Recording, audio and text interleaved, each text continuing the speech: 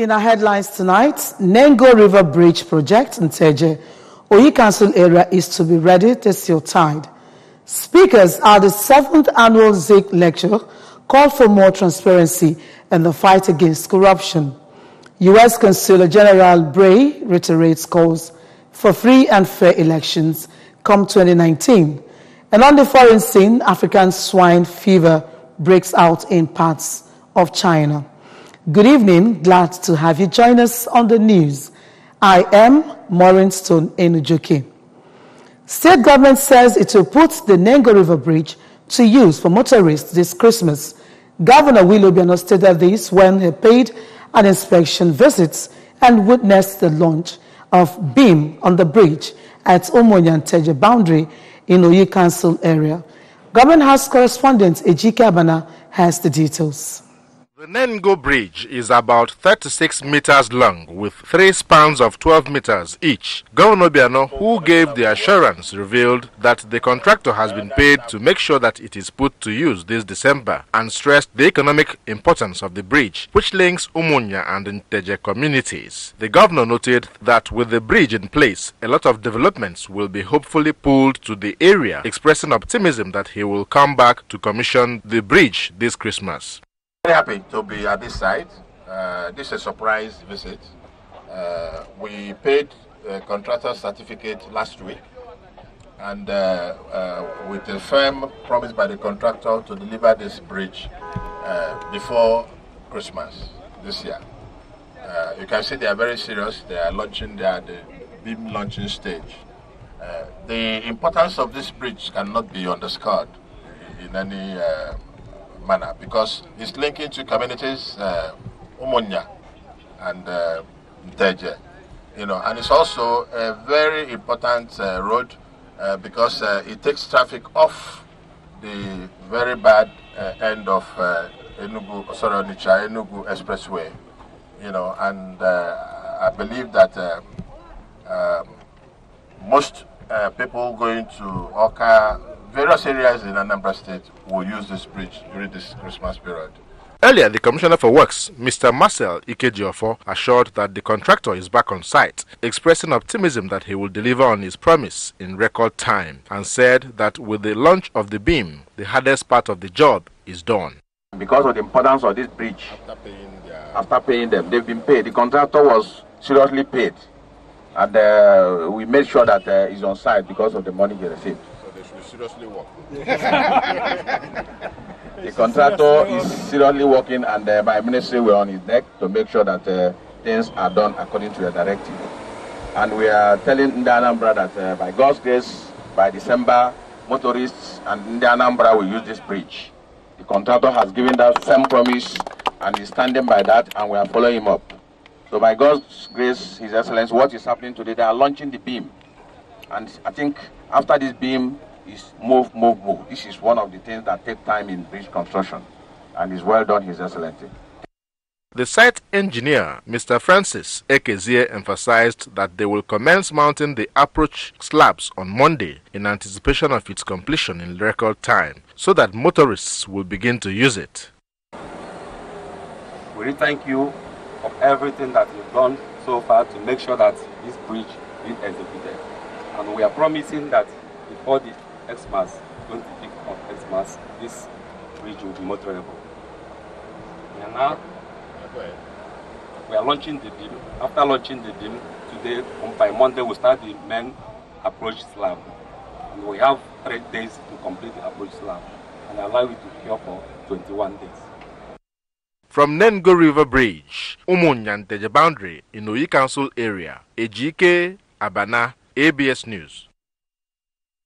Meanwhile, Governor Willie Obiano has received an award as the best governor on security architecture in West and Central Africa. The award ceremony, which held at the conference hall of the Larabanda Resort in Banjul, the Gambia, was the 15th edition of the Africa Security Watch Awards. The ceremony, which had Governor Okezie Bazu of Abia State as the guest speaker, recognized Governor Willie Obiano's exemplary efforts in fighting crime in the state and making Anambra State one of the safest states in Nigeria and in West and Central African region.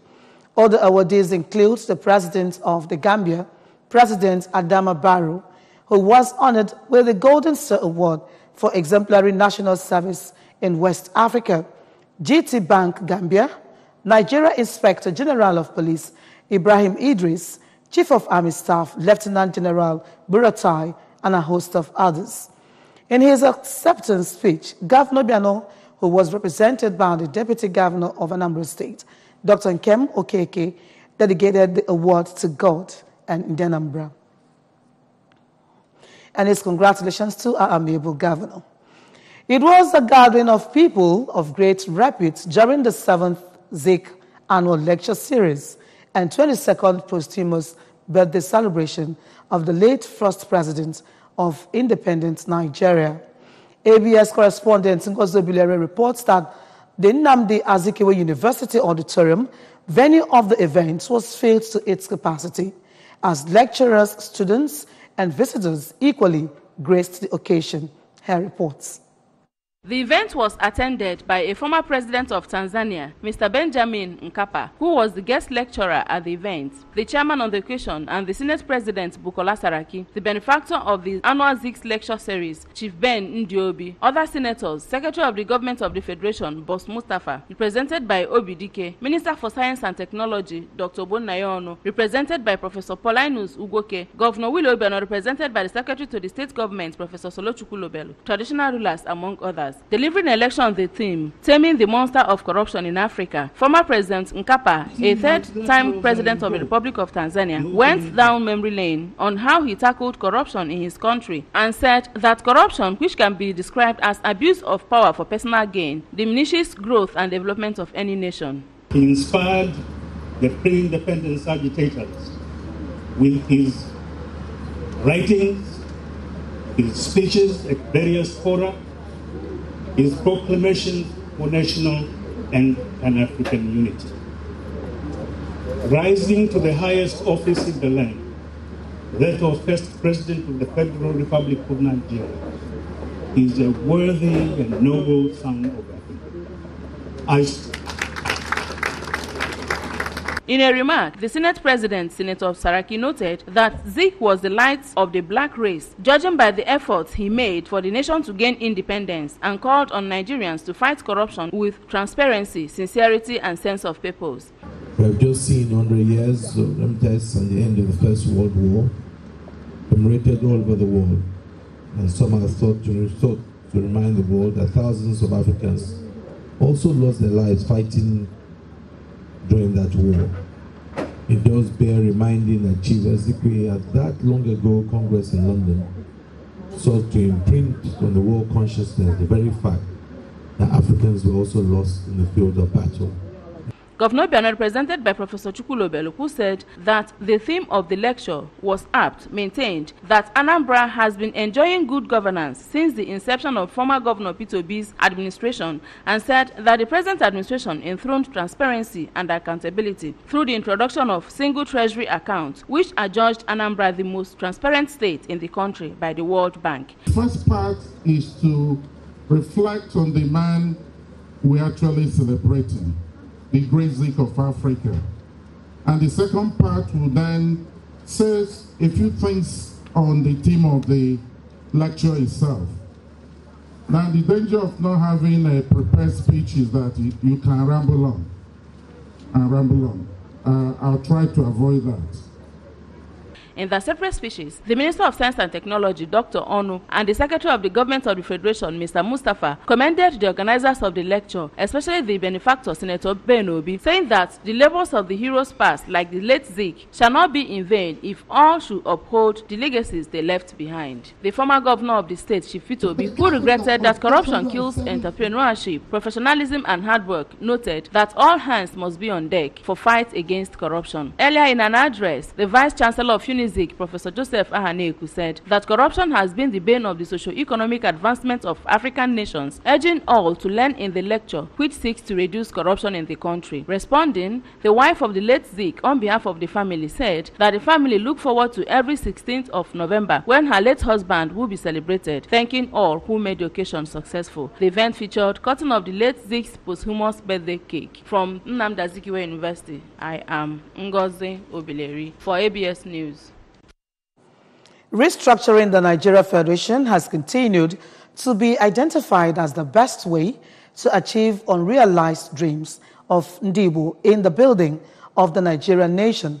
This was pointed out by the President General of Ohaneze Ndibo, Chief John Nyangodo, on the occasion of the 9th Convocation lecture of the Chukwuemeka Odumegwu Chukwu University at the school auditorium, Ibadan campus. Correspondent Valentine Badura was there for the ABS and now reports. The lecture was aimed at sensitizing the students, especially the new graduates, on the need to channel their physical and mental strength towards a better and advanced society. In his convocation lecture, the President General Ohaneze Ndibo Worldwide, Chief John Nyangodo, decried the level of Igbo participation and involvement in government. Chief Nyangodo noted that it is only total restructuring that should give way to legislative independence to the federating units. We need now to do our homework and go and radicalize our syllabus. We need to train our teachers to be able to train the children. Reacting, Governor Willie Obiano, while speaking through the Commissioner for Tertiary Institutions, Professor Nkechi Obiekezie, urged the graduates to be good ambassadors of the state and Nigeria as a nation. The governor noted that Anambra State and Nigeria has the human capital that will take the nation to any height so desired. There's enough science. That is why you have that. The tertiary institution, the education part of higher education, from the basic education, and pushed into science and technology.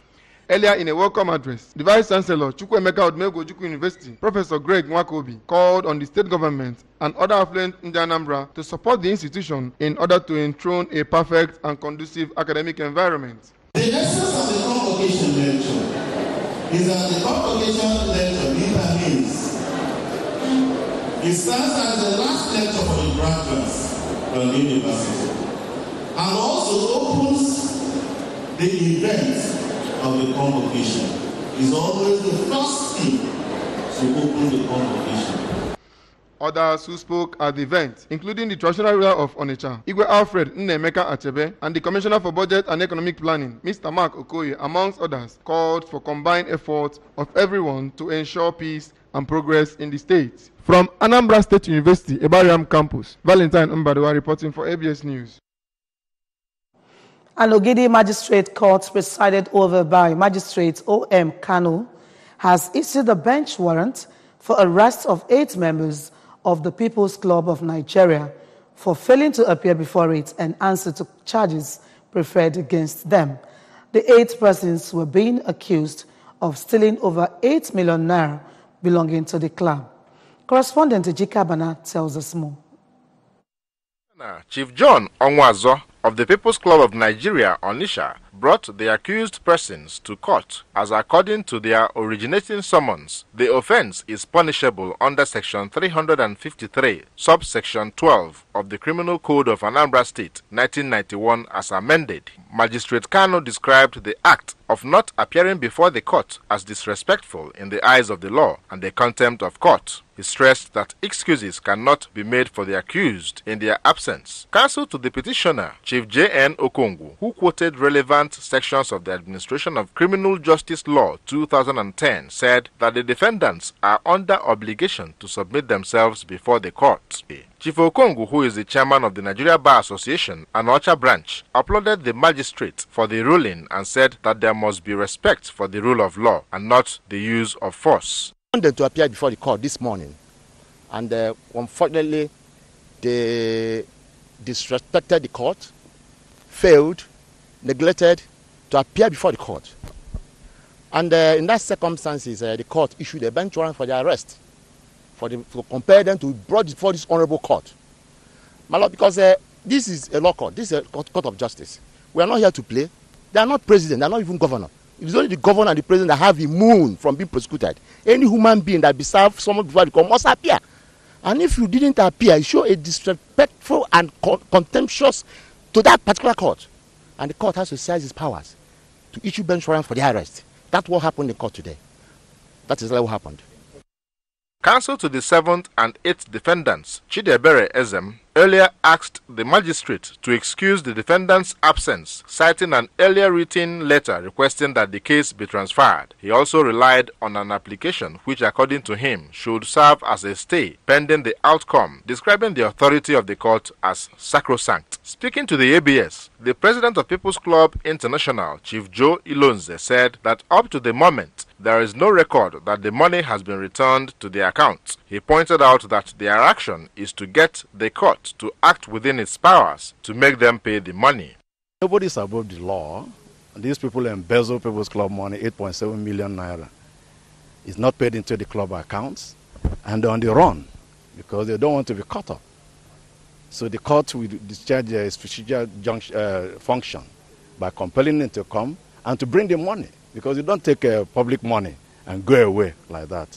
We are law-abiding citizens. Rather than taking law into our hands, that's why they were brought before the courts. And of course, true to time, they ran away because they know that they're guilty as charged. Thank you.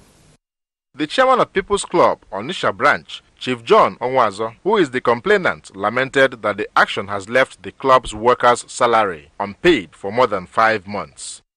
So these people, I find them wanting. They embezzled 8,700,000. They didn't pay our workers for more than 5 months. They are there now and crying. So I called them and said, what is happening? Can't you bring them out? Let's us settle this place. They say no. So we reported the thing to police. Police invited them. They didn't. The case was adjourned to 29th November 2018 for hearing. From the Magistrate Court, Ogidi, Ejike Abana, ABS News. General Lagos, John Bray, has said that they are looking forward to a free, fair, credible, and non-violent election in Nigeria in 2019. The Consulate General made these remarks while speaking at the Nigerian theme Lagos. Bray noted that the United States has come a long way in its fight against racism. The Consular General also used the opportunity to advocate similar reflection by Nigerians as they prepare for the forthcoming general elections. An average Nigerian argues that the economy is not much supportive to the family system any longer, and given the number of children each family bears, it further compounds the economic woes, which has a short and long-term effect on the socio-economic environment of the country. Therefore, to give Nigerians the option of better managing resources and income available to their family, the Nigerian Urban Reproductive Health Initiative, NORI, organized a 3-day workshop held in Abuja for 10 states of the Federation, including Anambra, on using family planning methods to limit the number of children while also ensuring healthy reproductive life. Mrs. Christy Ibawuchi, a senior technical advisor for NORI, revealed that 120 million poor families worldwide has been able to access contraceptives worldwide with professional help, and saying it helped limit the number of children per family while also living a healthy reproductive and family life, as family planning is expected to reduce mortality rate by 2020. The technical advisor charged participants to add their voices in support of family planning in supported states, local governments, and communities. Also speaking, the director, the Challenge Initiative, Mr. Victor Igbaro, noted that for the first time, stakeholders are sitting together as one big family while welcoming the 5 new states, namely Plateau, Taraba, Anambra, Abia, and Rivers states, to the fold, adding that the efforts of advocates are extremely important in the ongoing campaign to educate the people about family planning. In their remarks at the seminar, Reverend Chiko Dinaka Oragu from Anambra State, Kajia Nuhu, and Nelly Peters from Taraba State, who emphasized that The seminar, which was held in partnership with health ministries of participating states, hopes to champion family planning advocacy. As traditional rulers, religious leaders, and state governments must do a lot in ensuring no barriers stop advocacy for family planning, as its socioeconomic benefits are innumerable. And on business news tonight, top government officials, policymakers, business leaders, and major players in the economy, including the media, have met in Oka to fashion out ways to create a better environment for businesses to grow and be sustainable in the Southeast. This is in keeping with the key policy thrusts of creating a regional ease of doing business environment by the Southeast Governors Forum. David Okwakwasili was part of the workshop and now completes the story.